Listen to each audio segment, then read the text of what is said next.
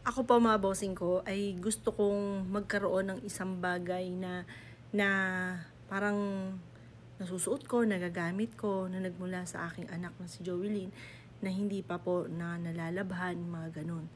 Tapos, syempre, ang alam ko talagang hindi pa niya nalabhan, yung damit na pula, na talagang hindi ko pinalabahan, yun lamang po. Ngayon, yung mga iba, nag-iisip ako na yung mga madadala ko ba.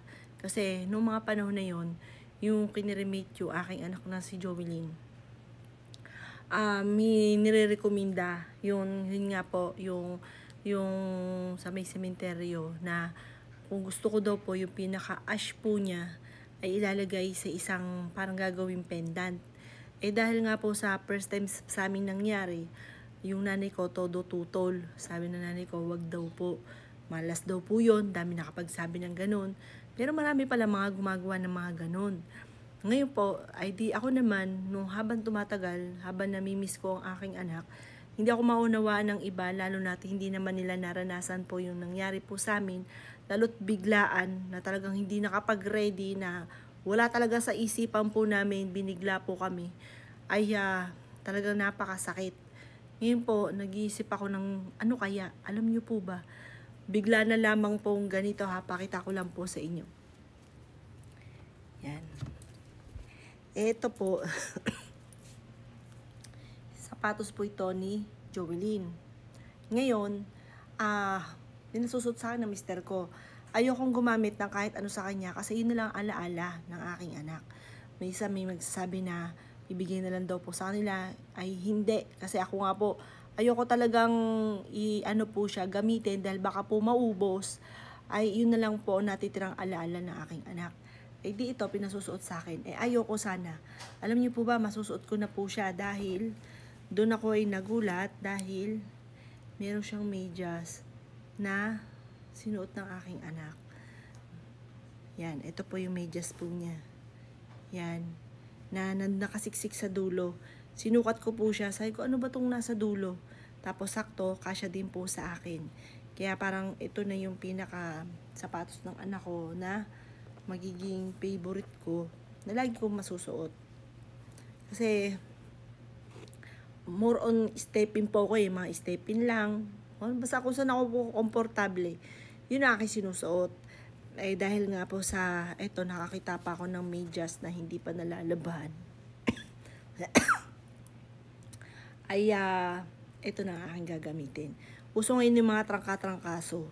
Pero, ayun nga po, yung ginawa ko nga po, yung kinento ko nga po sa inyo, yung mga paglilinis, general clean ako, tapos nag-egg cleansing, kung naniwala kayo sa ganun. Guminawa naman ang pakaramdam ko, mga bossing. Ay, sobra ako natutuwa dahil dito. Nakakita ako ng medyas. Ito rin yung gagamitin ko. Napakahiwaga po niya. Halimbawa, meron akong alinlangan ako. Halimbawa, kahit sa ibang tao. Halimbawa, alinlangan ako sa ibang tao. Ngayon, magsasabi ako kay Jovelyn, bukod sa panalangin sa itaas, sasabihin ko kay Jovelyn, anak, gabayan mo kami. Kung hindi maayos yung taong ito, gumawa ka ng daan para, baga, makita kagad namin kung ano yung pwedeng magkaroon ng mga pagtatalo, ganun. Para lumayo na kaagad, hindi na magtagal pa. Yung mga ganun. Or kaya, na nakapark kami, halos lahat nakahazard na, wala nang mga parkingan. Sabi po namin, dito na lang tayo magpark, magintay na lang tayo, makihazard na rin tayo. Sabi namin, anak, kapag nakapark kami kaagad, kakain kami ng ganito. Ganun, kasi hindi kami nakakain ng mga ganun. Tapos, alam niyo po ba, sa mismong pinarka namin, biglang may lumabas, kaya sobrang tuwa po namin. Laging ganun, kada ano. Tapos, pag halimbawa magwi-wish lang. Tapos, ang bilis po ng tugon. O kaya, magpupunta na kami sa parking. Anak, magpa-park na kami, bigyan mo kami ng parking. Walang kahirap-hirap. May parking kagad na dumarating, mga bossing. Yan, na-share ko lamang.